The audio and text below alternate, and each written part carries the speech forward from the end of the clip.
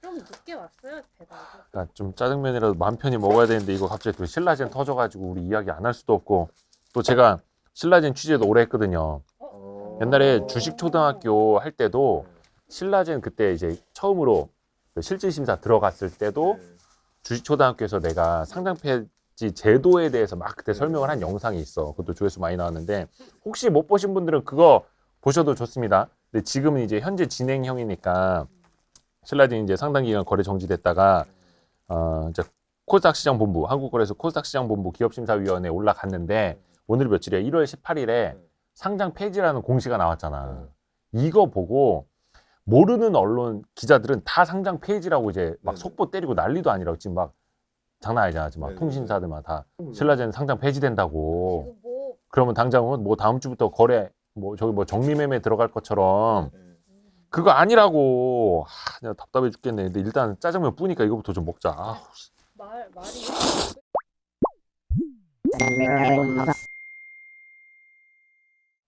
일단은 1월 18일에 지금 한국거래소 코스닥 시장본부 기업심사위원회에서 상장 폐지 결정이 났다고 공시가 나왔잖아. 네. 이거 가지고 지금 언론사들은 이제 상장 폐지 막 뭐 이렇게 하고 뭐 6,600 몇십만 주 뭐 휴지 조각대나 막 이렇게 쓰고 있는데 그거 아니라고.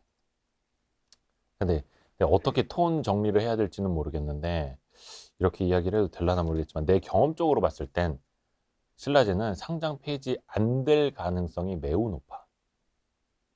이걸로는 상장 폐지를 시킬 수가 없어. 상장 폐지 결정이 난 거잖아요. 근데 그게 뭐냐면 구조를 알자면 한국거래소에서 일단 어떤 회사에 문제가 생겨 거래 정지가 돼. 거래 정지되는 사유는 여러 가지가 있지만 그러면 일단 상장 적격성 실질 심사 대상이 되는지 그 여부를 판단을 해. 그러면 지난번에 내가 설명을 해줬잖아. 그러니까 이거를 상패 심사라고 줄여서 말하는데, 그러니까 상장 적격성 실질 심사. 그러니까 실질 심사 대상이 되면 그때부터 거래 정지를 쭉 이어가는 거야. 근데 실질 심사 대상이 아니다. 그러면 바로 이제 풀어주는 거지. 거래 재개, 상장 유지가 되는 거고 실질 심사 들어가면 이제 여러 가지를 종합적으로 보는 건데 지금 상장 폐지 결정이 난 거는 한국거래소 코스닥 시장 본부에 있는 기업심사위원회야. 근데 그 위에는 코스닥 시장위원회라고 하나가 더 있어. 여기는 이제 민간 뭐 코스닥 상장사 대표도 여기 위원으로 참석을 하고 그래서 상장사 목소리도 들어줄 수 있는 뭐 학계 뭐 교수도 들어가고 이런 식으로 있어. 물론 명단은 비공개. 근데 그 밑에가 기업심사위원회야. 여기에서 상장 폐지 결정이 된 거야. 일단 이 로직만 이야기를 하면은 밑에서 상장관리부에서 담당 뭐 조사역, 팀장, 부장이 보고 의견을 기업심사위원회에 올리는 거지. 이 회사는 과거에 어땠고 특히 제일 중요한 거는 좀 이따 더 자세히 이야기를 해야 되는데 개선 기간을 받았으니까 개선 기간 안에 어떤 일을 해왔는지를 숙제 검사를 받는 자리란 말이야. 근데 그게 개선 계획이라는 거를 내서 개선 계획을 딱 보고 이 회사가 좋은 계획을 세워왔네. 그러면 한번 개선 기간을 줍시다. 일단 상패는 시키지 맙시다 하고 개선 기간을 주는 거거든. 그거를 보고 기업심사위원회에서 판단을 하는 건데 상장관리부에서 담당 조사역, 팀장, 부장이 의견을 올리겠지. 이 회사는 이런 계획을 이렇게 이행을 했고 어떤 거는 이행을 못했습니다 라고 자기네 의견을 달아서 올리면 그 기업심사위원회에서 판단을 하는 거야. 거기에서 상장 폐지 결정이 나왔다는 건데 이거는 하나의 절차에 불과해. 모르는 사람들은 화들짝 놀라는데 알면 이건 그냥 절차야. 여기서 상장 폐지 결정을 내렸다라는 거는 거래 재개, 즉 이거를 정확한 용어로는 상장 유지라고 하는데 상장 유지 결정이 나면 다음 날부터 바로 거래가 재개되는 거야. 상장 유지를 해주기에는 충족을 못했다. 개선 계획을 애초에 써왔던 거랑 다 이행이 안 됐다. 그래서 우리 입장에서는 이거 가지고는 이 페이퍼 상으로 비교해 봤을 땐 거래 재개 못 시켜줍니다. 위에 가서 판단을 받으세요. 이렇게 되는 거야. 근데 코스닥 시장위원회라는 그 위에 가서 판단을 받으세요라고 올려보낼 때 자, 거래 재개라고 달아서 올리겠어? 아니지. 상장 유지가 거래 재개거든. 그러면 상장 유지라고 달아서 올리가 못 올리는 거야. 그럼 개선 기간 부여라고 해서 올리겠어? 그럼 개선 기간은 그때부터 뭐 6개월이다. 그럼 6개월 동안 거래 정지 기간이 길어지는 거야. 연장되는 거야. 그러니까 그게 아니라 상장 폐지라는 일단 이걸로 땅땅땅 해서 올리는 거지. 그리고 더 상위에 있는 조직에서 최종적으로 결정을 해주세요 라고 올리는 거야. 근데 이거를 공시 이제 나왔으니까 공시 아래쪽에 보면은 일단은 윗줄에서 상장 폐지로 심의되었습니다. 이게 결정은 아니고 심의예요. 근데 뒷줄에 있는 건 뭐냐면 뭐 며칠 이내에 뭐 20일 이내에 그러니까 2월 18일까지 영업일 기준으로 중요한 건 여기서부터 코스닥 시장위원회를 개최하여 상장 폐지 여부, 개선 기간 부여 여부 등을 심의 의결할 예정입니다. 이거 보면 뭐가 떠올라? 봐봐. 상장 폐지 여부, 개선 기간 부여 여부. 근데 여기는 거래 재개 여부. 정확한 말로는 상장 유지 여부가 없지. 네네. 그러니까 이거 보고 헷갈린다는 거야. 상장 폐지 여부랑 개선 기간 부여 여부만 심의 의결할 예정이라고 하니까 거래 재개는 없네. 그러면 상폐 아니면 개선 기간이네. 잘해봐야 개선 기간이고 즉 거래 정지가 계속 이어가는 거고 잘못되는 상장 폐지네. 이거 보면 막 이렇게 되는 거지. 지금 아마 주주분들 거래소 앞에서 모여갖고 아마 우시는 분도 있을 텐데 이걸 정확히 해석을 하면은 상장 폐지가 아니에요. 개선 기간 부여가 아닐 수도 있어요. 거래 재개가 나올 수도 있어요. 가능성만 놓고 보면 이거는 제가 거래 재개가 된다. 이거를 말씀드린 거 아닙니다. 여러분 오해하시면 안 되고 공시는 이렇게 나왔지만 여기에 상장 폐지 여부지. 그럼 여기에 이상한 답이 하나 있는 거야. 여부. 상장 폐지. 여면은 상장 폐지고 상장 폐지 부면은 뭐겠어? 반대말로. 상장 유지. 상장 폐지 부는 곧 상장 유지예요. 상장 유지는 곧 거래 재개예요. 그러니까 이 기업심사위원회 위에 있는 코스닥 시장위원회로 올라가서 거래 재개 결정이 될 수도 있는 거예요. 이거는 저는 이제 로직만 말씀드려요. 로직만. 너무 놀라실 것 같으니까. 그게 상장 폐지 아니라는 거예요. 아직은 모른다는 거예요. 여기까지만 놓고 보면. 그럼 중요한 거는 왜 신라젠이 지금 1년이 넘는 그러니까 2020년 11월부터 개선 기간을 부여받았나? 1년 8개월. 그때 1년 개선 기간을 받았거든. 근데 이제 뭐 서류 내고 이런 기간들 뭐 빼고 뭐 위원회 준비하고 이런 기간 빼고 해서 지금 1월까지 온 건데 1년 2개월이 넘은 건데 그러면 신라젠은 왜 거래 재개를 못 받고 있는지 상장 유지 결정을 왜 못 받고 있는지도 지금 중요하거든. 일단 신라젠은 예전에 그 횡령배임으로 기소당해서 이제 구속까지 당했던 문은상 전 대표가 지금은 최대 주주가 아니야. 그분은 1심에서는 징역 5년형을 받았어. 그래서 이제 2심 가서 또 이제 뭐 다투고 있다고는 하는데 그건 차치하더라도 차치할 수 있는 이유가 최대 주주가 변경됐거든요. M2N이라는 회사로 최대 주주가 이미 변경이 됐고 지분율도 20%까지 약간은 좀 안정적으로 확보를 했어. 그리고 600억 원의 자금을 신라젠에 투입을 했어. 신규 자금으로. 그러니까 문은상 전 대표의 지분을 산 게 아니라 신규로 회사에다 증자로 참여를 해서 이 회사의 자본금을 더 튼튼하게 해줬어. 그리고 경영진도 당연히 다 바꿨지. 최대 주주가 바뀌었으니까. 그러면 당시에 문제가 됐던 최대 주주랑 경영진이 싹 물갈이가 됐어. 그러니까 신라젠에 남아있는 건 뭐 연구원들, 일반 직원들하고 뭐 팩사백이라는 이런 물질 막 이런 거예요. 그러니까 그것만 놓고 보면 과거의 원흉은 뿌리가 뽑혔는데 왜 신라젠은 아직도 상폐 기로에 있다고 하느냐 이거 되게 반문을 하시거든. 근데 핵심은 이거예요. 아까 얘기했잖아. 개선 계획서를 가져가서 개선 기간을 받았으니 개선 기간이 끝났을 때 이 개선 계획서대로 이행이 됐는지를 본다. 이게 제일 중요한 건데 그때 한국거래소에서 요구를 했던 게 한 15% 이상의 최대 주주 지분이 새로운 누군가에게 있었으면 좋겠다. 그리고 한 500억 원 이상의 자금이 수혈이 돼서 회사가 좀 안정적으로 가야지 그래도 계속 기업 가치가 있지 않겠느냐라고 했던 거예요. 근데 그거를 M2N이라는 데가 들어와서 충족을 해줬죠. 일단은 그 M2N이 저기요. 한화 김승현 회장 그 처남 서홍민 회장인가? 그 이제 김승현 회장의 처남이에요. 하여튼 그게 중요한 건 아니야.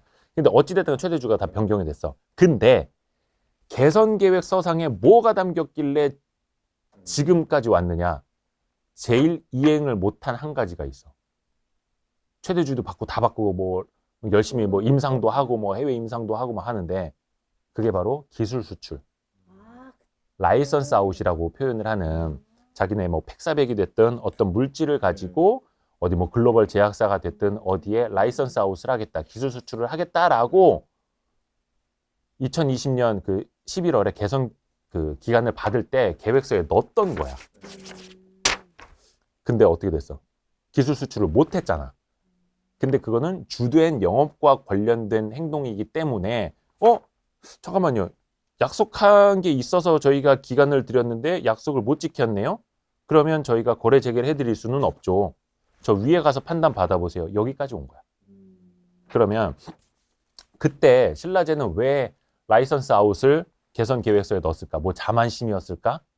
자기네가 진짜 1년 안에 기술 수출을 할 거라고 생각을 했을까? 물론 그랬을 수도 있지. 하지만 투자자들도 잘 아시겠지만 신약 개발 기업이 기술 수출 한 건 한다라는 게 정말 힘든 거거든요. 근데 그것도 어떤 기간을 딱 정해놓고 이때까지 하겠습니다. 못하면 어떻게 돼? 자기네 상폐 당하는데.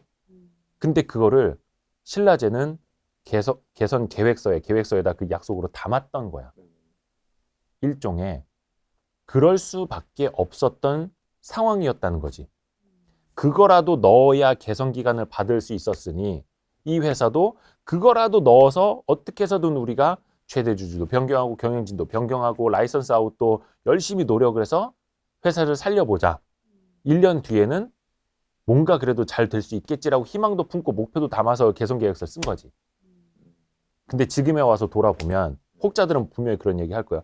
그러게 거기다가 왜 기술 수출을 약속을 해고 그 계획을 왜 넣느냐고. 지금 방학 숙제 선생님한테 방학 계획 가져가는데 선생님 저는 방학 끝나자마자 반에서 3등 안에 들겠습니다. 이거 약속을 해간 거예요. 반에서 한 20등 30등 하는 애가. 그럴 거면 그런 약속을 하지 말지. 근데 반대로 또 생각을 해보면 그런 약속을 안 해갔으면 그때 개선 기간을 못 받았을 수도 있겠다 이거예요. 그러니까 다시 말하면 실질 심사가 그렇게 어려운 거야. 근데 다시 돌려서 말해보면 그래서 가능성은 뭔데? 이거는 철저하게 이제 코스닥 시장위원회에서 결정을 내줄 거예요. 자, 최대 주주도 바뀌었고 경영진도 바뀌었고 전 최대 주주는 뭐 지금 뭐 빵사리를 하고 있고 뭐 물론 그 전 거는 이제 반영은 안 되겠지만 해서 이러이러한 노력들을 봐. 정량적인 거, 정성적인 거, 실질로 다 보는 거야. 실질. 그래서 실질 심사야. 근데 기술 수출을 못했네. 그러면 그 코스닥 시장위원회 위원들이 이렇게 보겠지. 이 회사는 기술 수출을 못했으니까 상장 폐지시킵시다. 이렇게 하거나 기술 수출이라는 건 어차피 이 회사가 적자 기업임에도 상장이 된 기술 특례 기업, 기술 특례 상장으로 올라온 기업이니 어차피 이 기업의 계속 기업 가치를 볼 때도 라이선스 아웃 여부, 흑자 적자 여부를 봐서는 안 되는 것 아닙니까? 이렇게 목소리를 내는 사람도 분명히 있을 거야. 그러면 그들의 주장이 받아들여지면 그래도 회사가 노력을 이렇게 많이 했고 또 소액주주들도 보호를 해야 하니 이 정도 노력이면 거래 재개를 시켜줍시다. 할 수도 있는 거야. 이거는 이제 그냥 여러 가지 옵션만 말씀을 드리는 거예요. 그래서 아직은 확정이 된 게 아니고 2월 18일까지 열리게 돼 있는 코스닥 시장위원회에서 결론이 날 거예요. 근데 상폐를 당할 수도 있고 다시 개선 기간을 줄 수도 있고 거래 재개가 될 수도 있는데 명분을 따져봐야죠. 상장 폐지를 시킨다. 그러면 그 전에 거래 정지가 될 때 그 사유가 풀렸는지 안 풀렸는지가 핵심인데 그건 일단은 해소가 됐으니 상폐까지는 안 갈 거야. 그러면 개선 기간을 준다. 라는 건 다시 니네 2020년 11월에 약속한 거 기술 수출 못했으니까 니네 기술 수출 해올 때까지 거래 정지시킬 거야. 라는 게 되는데 그러면 이 회사는 암만 열심히 일을 하는데 이게 뭐 개발이라는 게 뭐 삼상 가서도 낮아빠질 수도 있고 하는 건데 그러면 이게 물리적인 노력으로 물론 뭐 3년이 될지 5년이 될지 모르는데 그럼 그동안에 소액주주들은 어떻게 하라는 말이냐. 그 전에 최대주주 문제는 다 해소가 됐는데 거기에서 이제 한국거래소는 최대의 고민을 할 거야. 명분이 안 서지 사실은.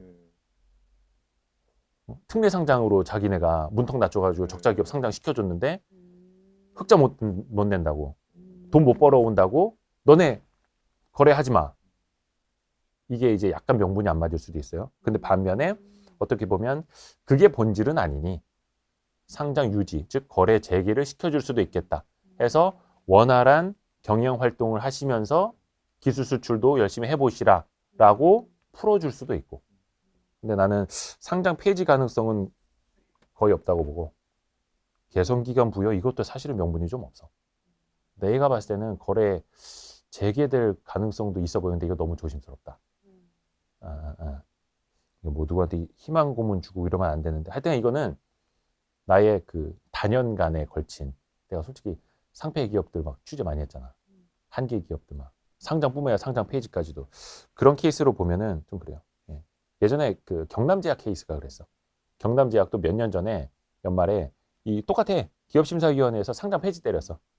그래서 그때 뭐 우리 굴지의 언론사들이 다 막 속보 때리고 왜냐면 경남제약은 내가 경남기업이라 했냐? 경남제약이라 제약. 헷갈려서 경남제약은 그 레모나로 너무나 유명한 회사인데 그리고 뭐 업력도 길고 거기가 상장 폐지된다고 하니까 막 딴 데 막 속보가 다 뜬 거야. 경남제약 상장 폐지. 근데 그게 코스닥 시장위원회가 아니라 기업심사위원회 결론이었어. 심지어 코스닥 시장위원회에서 상장 폐지라고 의결을 해도 이의 신청을 해서 개선 기간을 다시 또 받을 수도 있어요. 코스닥 시장위원회 맨 위에서 상장 폐지 결정했다고 해서 그날로 끝나는 게 또 아니에요. 그리고 또 요즘에는 약간 좀 복잡해졌는데 기업들이 법원에다가 가처분 신청도 걸어.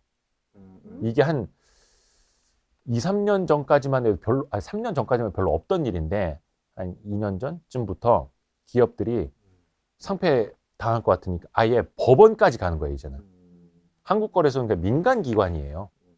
예. 그러니까 정부로부터 상장사들, 상장 심사와 상장 폐지 심사, 그리고 거래, 뭐 공시 이런 걸 위임받은 민간기관이에요. 그러니까 민간과 민간의 영역이거든요, 사실은. 근데 이거를 이제 법원으로 끌고 가는 거야. 한국거래소 이렇게 결정을 했지만 우리는 수용 못하겠다. 그래서 바로 가처분 신청부터 거는 거야. 그러면은 상장 폐지, 뭐 효력 정지, 뭐 이렇게 가처분 신청 걸면은 실제로 어떤 회사는 그 뭐지? 이거 뭐야? 정리매매를 일주일간 하거든요. 정리매매 들어갔는데 여기에서 정리매매가 정지가 됐다가 나중에 살아난 회사도 있어요. 본안 소송까지 물론 이제 가서 골 때리는 거지. 물론 그래서 이제 나중에 되면 이제 소액주주들 입장에서는 지푸라기라도 잡아야 되니까. 뭐 기업심사위원회, 코스닥시장위원회, 거기서 뭐 상폐에서 또 이의 신청, 또 만약 여기서 또 상폐되면 막 법원에 소송. 그러니까 한국거래소를 상대로 소송을 거는 거예요. 그럼 이제 법원이 거래소의 판단이 적절했느냐까지 이제 보는 거예요. 그걸 막 거의 이제 사법부까지 가는 영역 너무 복잡해지는데 하여튼간 막 지푸라기가 거기까지는 이제 있다는 거.